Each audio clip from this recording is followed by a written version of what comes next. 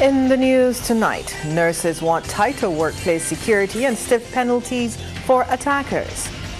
Nigel Pinder, alias Bounty, facing murder charges and remanded to prison. New dangerous products disguised in attractive packaging found in local stores. And in sports, the Windies suffer a huge upset in their inaugural T20 Series with Nepal. The headline news is brought to you by National Transformation Initiative, shaping the Star Bajan.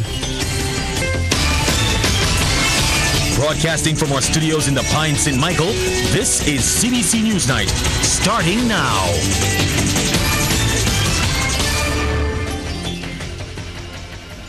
Good evening, I'm Lisa Broom. Thank you so much for tuning in.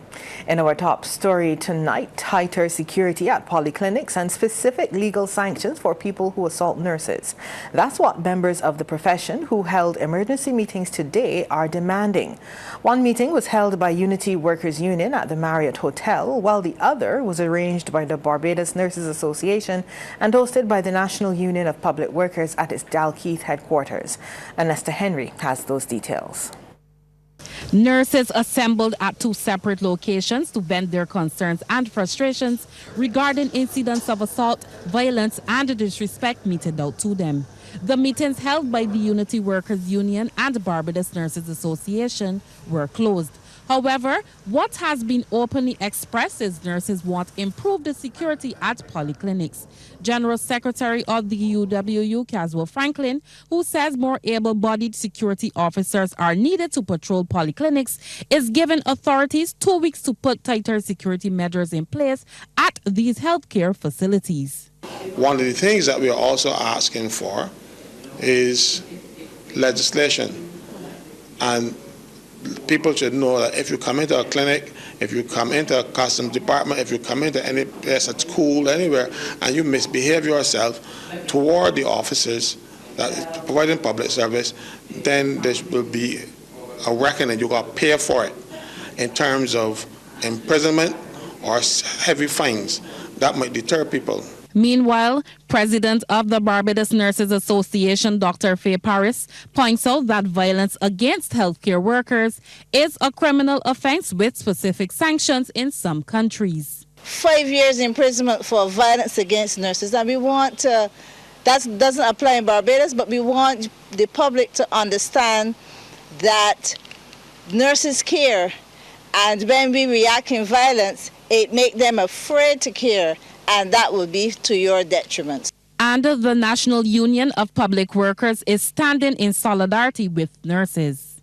Nurses that we, the NUPW, represent, in an effort to cease to have this matter off of the table, where workers can go to work, feel safe, be able to offer the public service to which they are employed to give. Health sister at Randall Phillips Polyclinic, Hyacinth Green, who was slapped in her face while on duty, notes that nurses are not the only ones working at healthcare institutions in need of protection. We come into an institution or building and we don't want to adhere to protocol, for want of a better word. So then we get out of hand, so there really should be security in place to deal with that kind of situation. The emergency meetings caused delays at some polyclinics across the island. Anesta Henry, CBC News. Well, since many of the nurses were expected to be away from work today due to the meetings, the Ministry of Health and Wellness had warned the public to expect some disruptions and delays with service at polyclinics across the island. A check with the Brantford Tate Polyclinic this afternoon revealed the healthcare facility was having challenges due to the absence of some nurses. However, the Randall Phillips and Winston Scott Polyclinics reported no issues. At the Queen Elizabeth Hospital, contingency plans kept hospital wards fully staffed, according to communications specialist Shane Seeley. According to him, patients continued receiving uninterrupted care. He was speaking on the CBC radio program Let's Talk About It on Q100.7 FM.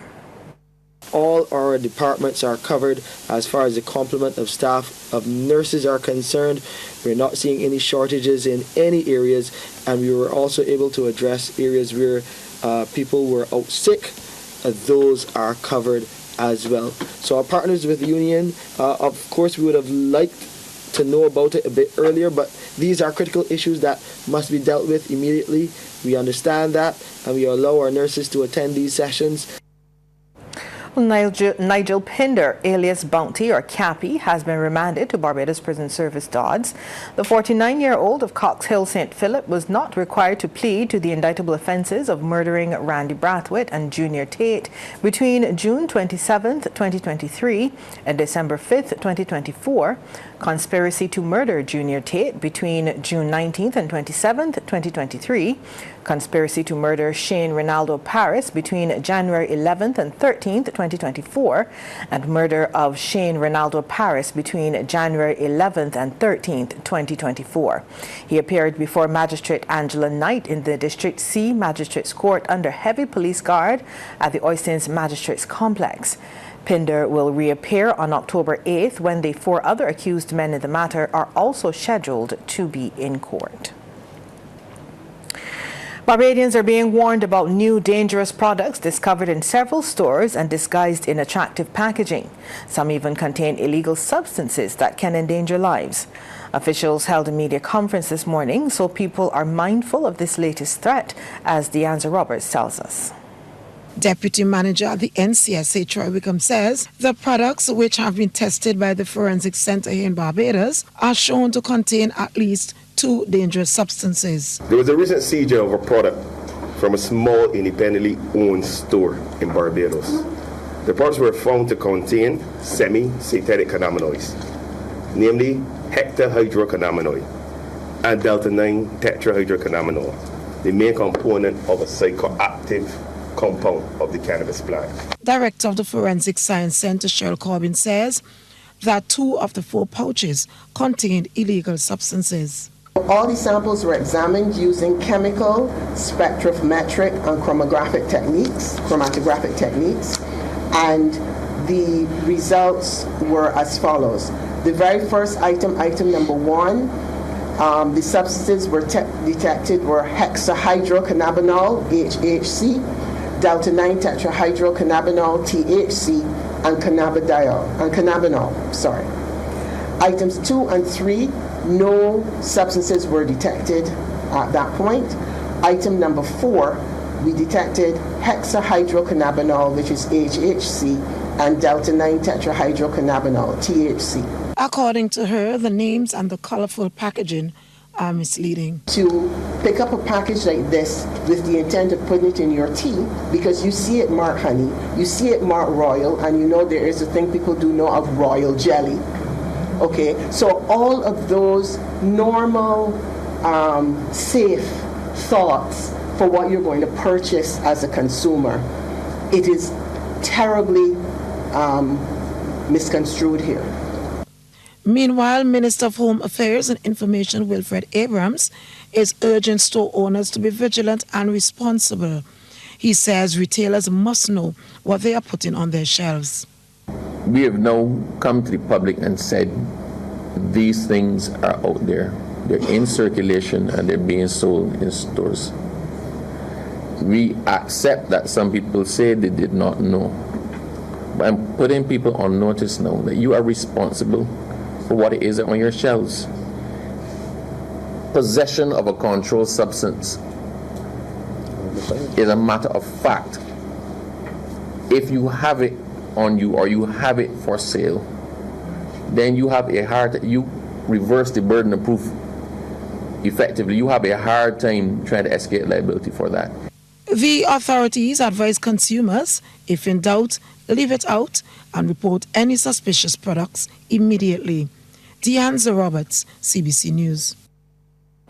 Coming up on Newsnight, freedom of movement within Caricom, nothing to worry about, according to a veteran broadcaster.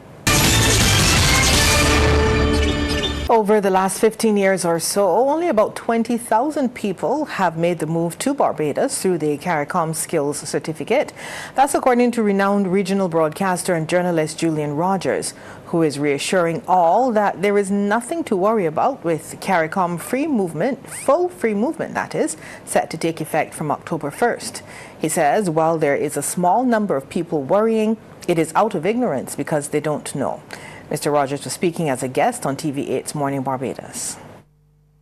Because I've gotten calls and emails and so on from various friends of mine across the Caribbean who said, what the hell is happening in Barbados? What is this foolishness we're hearing about Bajans are afraid of other people from other Caribbean countries coming to Barbados? And what's this about? What is it talk about, a flood? Nobody's going to flood to Barbados. Stop that foolishness. Is that a lot of people have gotten the skill certificate, but they have not moved. So there's been no flood. So that's the first thing, and there's been no flood to Barbados. Young people were celebrated in a powerful call for unity and support at the island's National Youth Parade recently. President of the Barbados Youth Development Council, Caleb Brathwaite, urged leaders to act with consistency and young people to stay resilient. Deanza Roberts has that story. The energy of Barbados' youth filled Kensington Oval as the island marked the annual National Youth Parade. The uniformed youths displayed their color, skills, and many unique techniques to the delight of the packed audience. Mr. Brathwaite says, while there have been gains, too many youth are lost to violence. Times when we get down and we wonder, Lord, why me, why me? But yet here we are at this National Youth Parade, still standing, resilient, hopeful, and determined. Resilience, however, is not without cost. And we have lost too many young lives to suicide and that of violence. One is too many. This is personal for me, having lost a cousin to gun violence last year, shot and killed. So when I say to the families of those who are mourning their loved ones, that I know it, I feel it, I know your pain. 1 minute you're just sitting watching TV and then you're planning a funeral.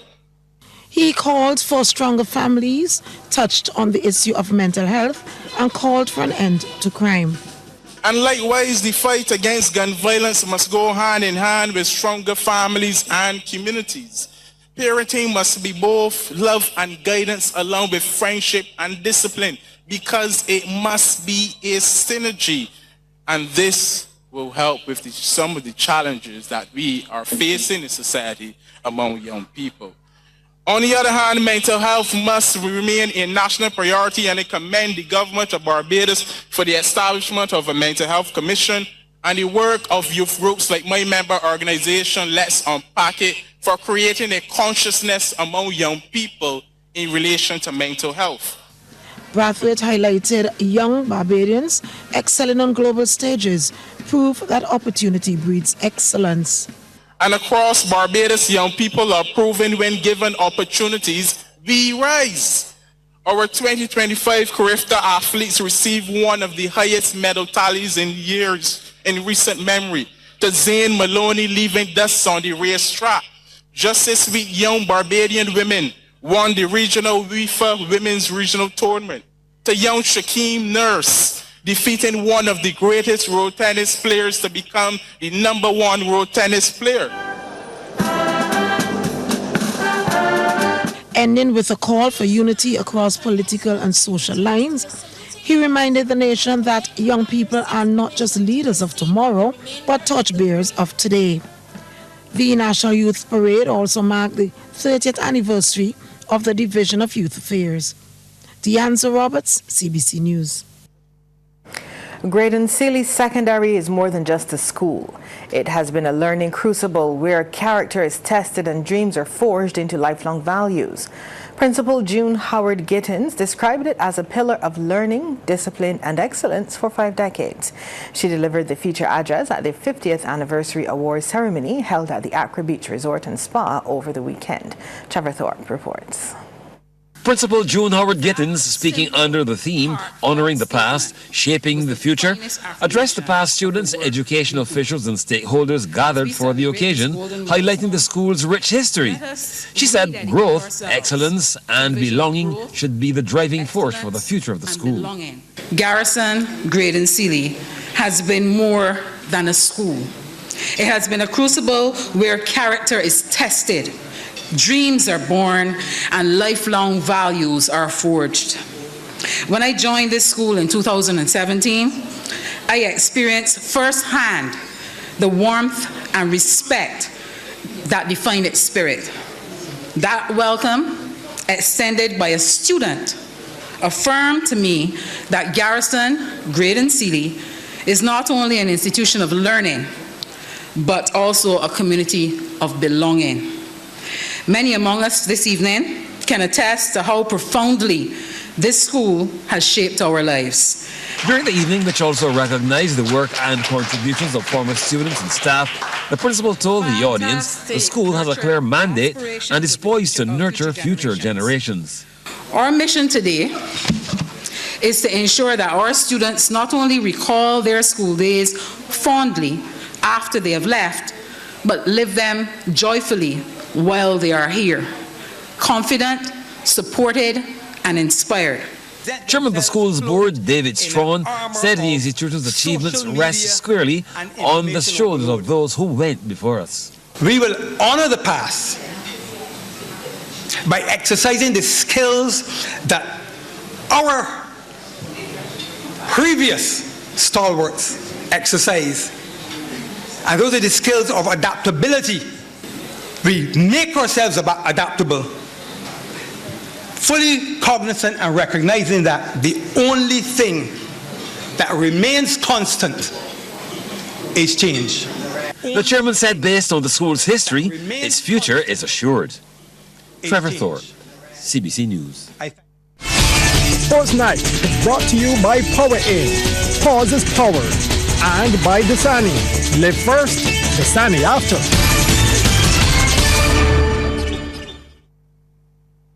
Sports time now. Damien Best is standing by with the details. Good evening, Damien. Left arm spinner Carrie Pierre says he's looking forward to performing for the Windies if selected in the starting 11 for the first test against hosts India.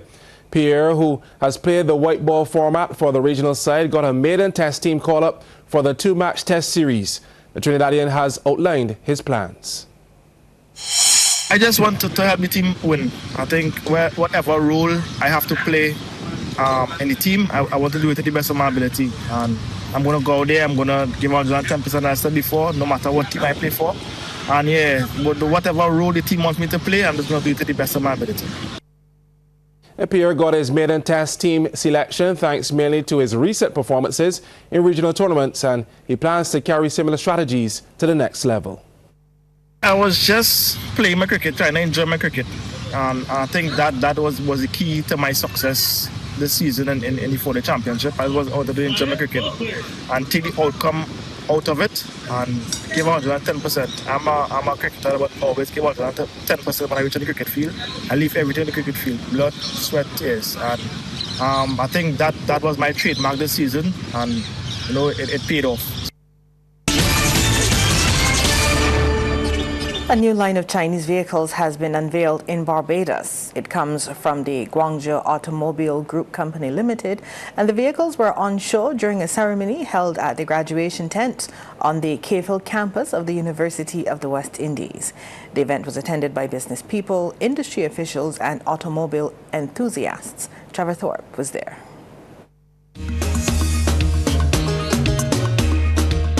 A vibrant cultural presentation featuring fire eaters and dancers marked the grand entrance of the Guangzhou Automobile Group Company Limited GAC vehicles into the Barbados market. A new feature of the launch event was night test drives introduced to enhance customer experience. General Manager Andres Green tells the Business Report this initiative strengthens Courtesy's position in the automotive marketplace as they prepare to welcome the full range of GAC vehicles. We've launched tonight the M2 and the Enzoom. So far the feedback tonight has been fantastic. Everybody likes the styling of the vehicles, the profile, the efficiency. It's been a fantastic night. We did a bit different to how we would normally do product launches in Barbados. Guests are able to come, go through the brand wall, see the history and quality associated with GAC. Most people in Barbados wouldn't know GAC, but we took them through the history of the brand, long heritage and quality, and then into a view of the vehicles. And we also, for the first time probably in Barbados, did night test drives. So people were able to firsthand experience the vehicles after viewing on the night. Shipping challenges delayed the unveiling of the complete product line, but the company official assures that all preparations are in place, including comprehensive staff training ahead of the vehicle's arrival. We actually do have an EV product lineup coming as well. The Ion, we have the Ion Y and the Ion V. We were hoping to get it in for tonight, but we had some shipping delays, so it was not able to be here in time. But those will be coming onto the market by the end of October. But in terms of the internal combustion engines that we've launched tonight, they are very fuel efficient. In some instances, we're enabling some of the mild hybrids. So there's still a lot of hesitancy in the market towards EVs and hybrids. So we do have a full product range across some of the other brands that we carry, and soon we will be adding hybrids and EVs to the GAC lineup. But in terms of what we have here tonight, the fuel efficiency is tremendous. GSC sales manager Kimberly Scott described the vehicle as a fusion of craftsmanship and technology, highlighting that the engineering and styling of the vehicles cater to a broad demographic. We're truly revolutionizing not just courtesy, but truly looking at the wide auto market right now. I would say that JSC is fun, it's fresh, it's exciting, and again, with our slogan, craftsmanship meets technology, we have sleekness, and we have vehicles that have amazing features. Something that you yourself would definitely want to drive. The JSC company has a long history in the automotive business, having started as a parts manufacturer in 1948. Trevor Thorne for the Business Report. Chairman of the Small Business Association, Charles Carter, says they will continue to champion the cause of small businesses in Barbados. He was speaking during the association's award ceremony held as they continue to observe Small Business Week under the theme Navigating the World of Business in the Age of AI and Digital Trade. Mr. Carter said the week was successful. We gained further depth of thought through our regional colloquium and the memorial lecture, which offered both historical grounding and visionary insights. These sessions reminded us that innovation must be paired with integrity and that our collective legacy is shaped not only by what we build, but by who we uplift along the way. As we move forward, the association will continue to champion the voices of small businesses, foster digital literacy, and advocate for policy reforms that reflects the realities of small economies. Sports Night is brought to you by Power In. Pause is power. And by Dasani. Live first, Dasani after.